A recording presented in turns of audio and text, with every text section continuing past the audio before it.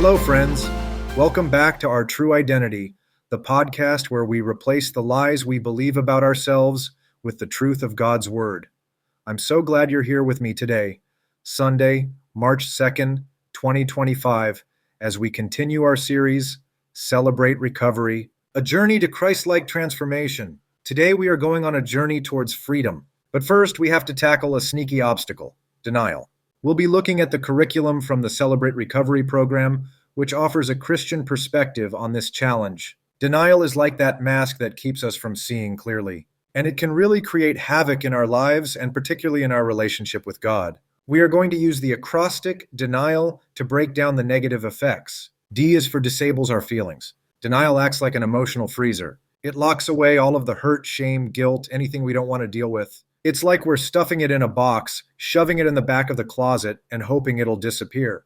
And the Celebrate Recovery curriculum has this really interesting example about alcoholics finding freedom. It's not about being free to drink, but freedom from being controlled by it, by that urge. And denial just keeps us stuck in that cycle. It's not about denying our feelings altogether, but it's about acknowledging them, processing them in a healthy way, and surrendering them to God. Because He wants us to experience the fullness of life, and that includes embracing all of our emotions, even the difficult ones. It really does make you think back on times that you've tried to suppress your feelings, because honestly, it's exhausting. We can't truly heal if we're constantly pushing down our emotions. It takes so much energy to keep that denial mask in place. This takes us to E, energy drain, because if we're using all of our energy to suppress our feelings, then we are depleted and unable to focus on growth or healing.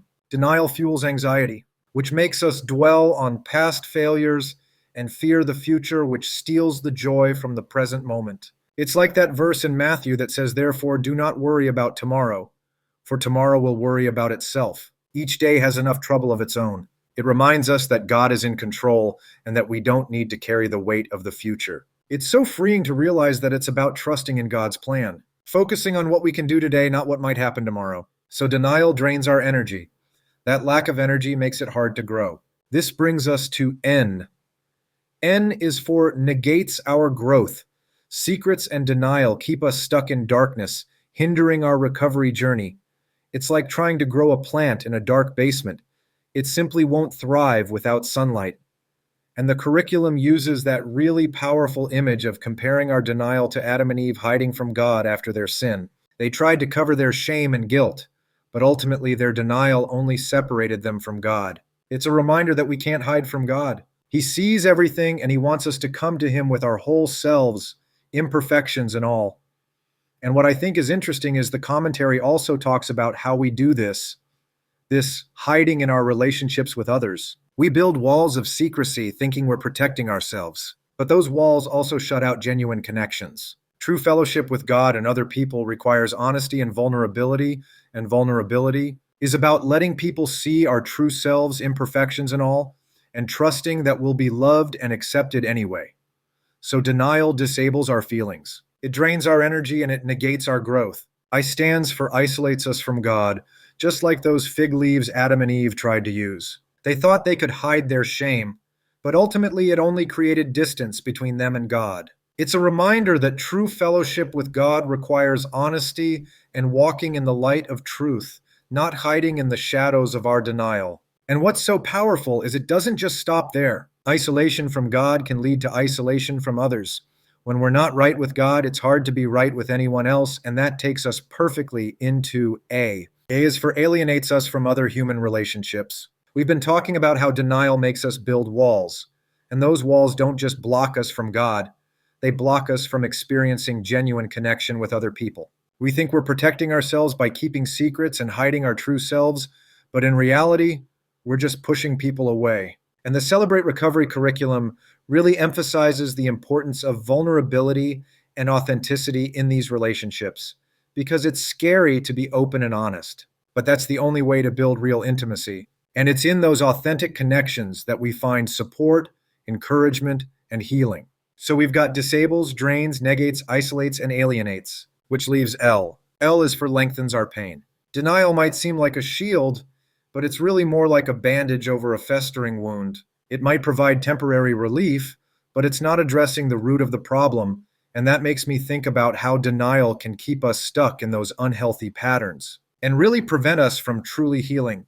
The commentary draws a parallel to King David's plea for healing in Psalms. David doesn't shy away from his pain, he brings it before God, acknowledging his need for mercy and grace. And that's what we are called to do as well, to face our pain honestly and allow God to heal us. Because it's so easy to want to avoid pain. But the truth is that we can't heal what we don't acknowledge. Facing our pain is necessary for true recovery. It allows God's healing grace to flow into those wounded places. This denial acrostic is so insightful. I love it.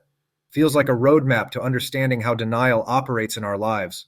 But what can we actually do to break free from all this? There are a few key steps. The first thing is admitting our powerlessness. That's the first step in the Celebrate Recovery program, and CR frames this within a Christian context, emphasizing that our ultimate power comes from Christ. It's not about denying our own strength or abilities, but it's about recognizing that we need God's help to overcome these deep-rooted issues. It's about surrendering our will to His and acknowledging that He is the source of our strength and healing. Reminds you of that passage in 2 Corinthians where Paul talks about his thorn in the flesh and how God said to him, "My grace is sufficient for you, for my power is made perfect in weakness." It's beautiful. Really, is this beautiful paradox that when we admit our weakness, God's power can truly work through us. It's not about trying to muscle our way through life in our own strength, but about surrendering to God's transforming power. How often do we try to solve things on our own instead of turning to God? It's so human, right? We think we can control everything, fix everything, but that's where we stumble. Admitting we can't do it all is actually the first step to real change. It's like opening our hands to receive God's help instead of just white-knuckling it through life on our own. And CR connects this beautifully with the concept of surrender. It's not about giving up, but about giving it over to God, acknowledging He's bigger than our problems, and He wants to help us carry those burdens. It reminds me of that verse in Proverbs, "Trust in the Lord with all your heart and lean not on your own understanding. In all your ways, submit to Him and He will make your paths straight." It's such a powerful reminder that when we let go of our need to control, God can step in and do amazing things. It's about moving from self-reliance to God-reliance, and this surrender isn't a one-time event. It's a daily choice. It's the continuous process of humbling ourselves before God, recognizing that we need Him. And once we start to admit our powerlessness and surrender to God, then we need to talk about this other really key ingredient: honesty. Honesty with ourselves, with God, and with safe and trusted others. Bringing those secret, hidden struggles out of the darkness. Find a supportive community where we can safely share our struggles and receive encouragement. It could be a therapist, a pastor, a Celebrate Recovery small group, or even a trusted friend. It's about finding those people who will love us and support us unconditionally. No matter what it's about, creating a space where we can be authentic and vulnerable without fear of judgment.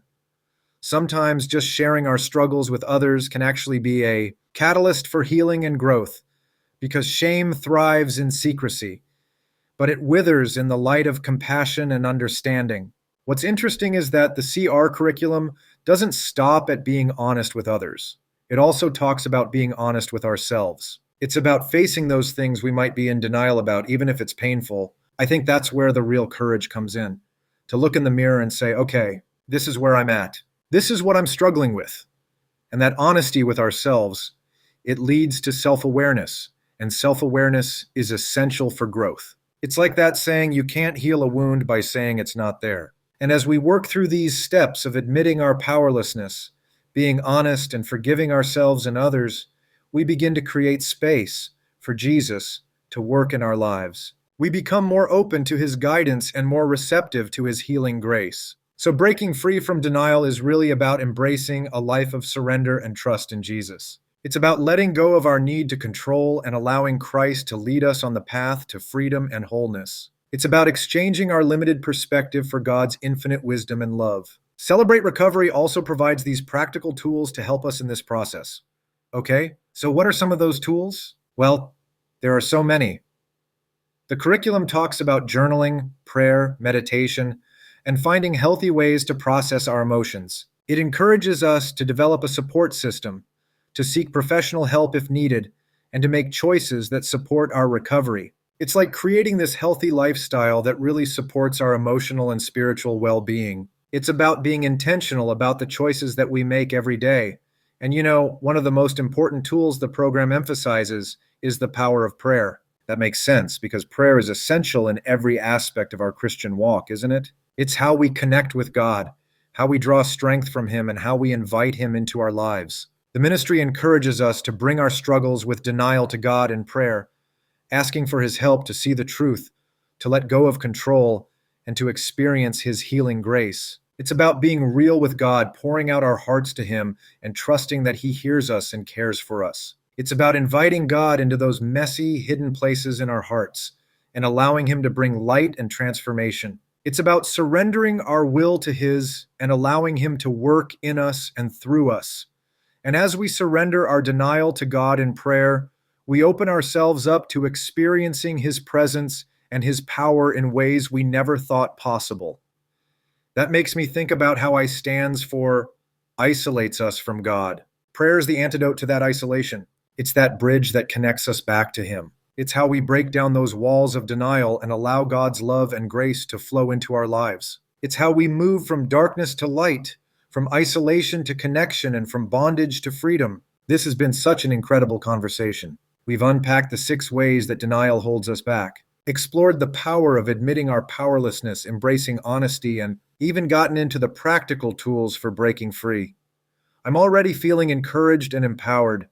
It's amazing to see how God can use a program like Celebrate Recovery to speak to our hearts and guide us on the path to healing and freedom. We talked about the problems, the solutions, even the tools, but what does it actually look like to break free from denial? What's the lived experience? The Celebrate Recovery NIV Study Bible shares powerful testimonies, and one that really stuck with me was about this woman named Kathy. So Kathy had struggled with an eating disorder for years, and for a long time she was in complete denial about how serious it was. She told herself she had it under control, that it wasn't that big of a deal, but deep down she knew she was hurting herself, and she felt trapped in this cycle of destructive behavior. I can relate to that feeling of being trapped. You know something's wrong, but you're afraid to face it, so you just keep hoping it'll magically fix itself. And for Kathy, the turning point came when she kind of hit rock bottom. Her health was deteriorating, her relationships were suffering, and she just felt completely lost and alone. And it was in that moment of desperation that she finally cried out to God for help. Wow. Sometimes it takes hitting rock bottom to realize we need a Savior, and that's what's so amazing about God's grace. He meets us right where we're at, even in those darkest moments. So Kathy cried out to God, and she also reached out for help from a Christian counselor who specialized in eating disorders. That takes a lot of courage. It's one thing to admit our struggles to ourselves and to God, but to share those vulnerabilities with another person could be terrifying. But that step of reaching out for help is often the catalyst for breakthrough. It's like we're saying, okay, I can't do this alone. I need support, and that vulnerability creates space for healing and growth. So how did Kathy's journey unfold from there? Well, through therapy, CR, and prayer, Kathy began to uncover the root of her eating disorder. She realized that it stemmed from a deep sense of insecurity and a fear of rejection. She had been using food to numb her pain and to try to control her life, but it was only making things worse. It's amazing how denial can really mask those deeper issues. We might think we're dealing with one problem, but really, it's just a symptom, something much deeper going on inside. And that's why it's so important to have those safe spaces, whether it's with a therapist, a Celebrate Recovery group, a mentor, or a trusted friend, where we can explore those deeper issues and bring them into the light. So Kathy was able to identify those root issues. What happened next was Kathy began to unpack those deeper wounds. She also started to experience God's healing power in a tangible way. She began to replace those negative thoughts and beliefs with God's truth. She started to see herself the way God sees her, loved, valuable, and worthy. She was finally able to take off that mask of denial and see her true reflection in God's eyes, and replacing lies with truth, recognizing those negative thought patterns and replacing them with God's promises. Instead of saying I'm not good enough, she could say I'm a child of God and He loves me unconditionally. It's about speaking God's truth over our lives and allowing His word to transform our minds and hearts. What a powerful example of how breaking free from denial can lead to true healing and transformation. It wasn't an easy journey, but Kathy found freedom from her eating disorder. She learned to rely on God's strength instead of her own, and she discovered the joy of living in the present moment, free from the chains of denial and addiction. That's so inspiring. It gives me hope that no matter how stuck we may feel, there's always hope for healing and restoration. And Kathy's story is just one of many. The Celebrate Recovery Study Bible is full of testimonies of people who have found freedom from denial and stepped into the fullness of life that God has for them. You know, hearing Kathy's story really brings this whole concept of breaking free from denial to life. It's not just a theoretical idea, it's something that real people are experiencing every day. It's a journey that takes courage, honesty, and surrender. But the rewards are immeasurable: freedom, healing, and a deeper relationship with God. So if we're feeling stuck in denial, what's the first step we can take to start moving towards freedom? Well, there's a lot of practical advice, but I think the most important thing is to simply acknowledge that denial is present in our lives. We can't change what we don't acknowledge, so start by asking yourself, where might I be in denial? What painful truths am I avoiding? That's such a good starting point. And then we can bring those areas before God in prayer, asking for His help to see clearly, to let go of control, and to move forward in truth and freedom. And remember, you're not alone in this journey. God is with you every step of the way, offering His love, strength, and guidance. This has been such an insightful conversation. We've explored the 6 ways denial holds us back and discovered the power of admitting our powerlessness, embracing honesty, and choosing forgiveness. And now we've even heard inspiring stories of real people who have broken free from denial. It's been a privilege to unpack this topic with you. We hope this conversation has equipped and empowered you to start your own journey of breaking free from denial and embracing the fullness of life God has for you. Remember, you are loved, you are valuable, and you are worthy of freedom. And until next time, keep seeking truth and keep growing in grace. If you're ready to take that next step toward healing, I want to personally invite you to Celebrate Recovery. If you're local to the South Hills of Pittsburgh, we meet every Friday night from 7 to 8 p.m. at Peters Creek Baptist Church in South Park, Pennsylvania. If Friday nights don't work for you, there's another Celebrate Recovery group that meets on Monday nights at 7 p.m. at Crossroads Ministries in Finleyville, Pennsylvania. And if you're not local, you can visit crlocator.com to find a Celebrate Recovery group near you, or go to celebraterecovery.com to learn more about the ministry. We've also launched Christ-centered step studies at Peters Creek Baptist Church. These are designed to take you deeper in your faith and help you process life's hurts, hang-ups, and habits in a safe, structured, and Christ-focused environment. Our women's step study is at capacity. Thank you to everyone who signed up. Good news for the men. There's still space available in the men's step study on Thursdays from 7 to 8:30 p.m. If you've been considering joining, now's the time. Space is limited, so if you'd like to register, email info@pcbc.church or call 412-833-6111. And if you're looking for a church to call home, we'd love for you to worship with us at Peters Creek Baptist Church. Our Sunday services are at 8:15 a.m. and 10:45 a.m., and the second service is streamed live on YouTube. You can visit pcbc.church for more details. Lastly, if this podcast has encouraged you, I'd love for you to share it. Send it to a friend, post it on social media, or leave a review on your favorite platform. You can find our true identity by searching for the Celebrate Recovery at Peters Creek Baptist Church show page on Apple Podcasts, Spotify, YouTube, Facebook, and Instagram. Your reviews and shares help more people find hope, healing, and the truth of God's Word. Thank you for spending time with me today. I hope you'll join me next Sunday as we continue our special series, Celebrate Recovery, a journey to Christlike transformation. It's going to be a powerful, eye-opening conversation, and I truly believe it's something that could change lives. Until then, keep walking by faith, keep trusting even when you don't feel it, and know that God is working in your life even in the unseen moments. May God bless you, strengthen you, and lead you as you take your next steps as you continue your journey of faith.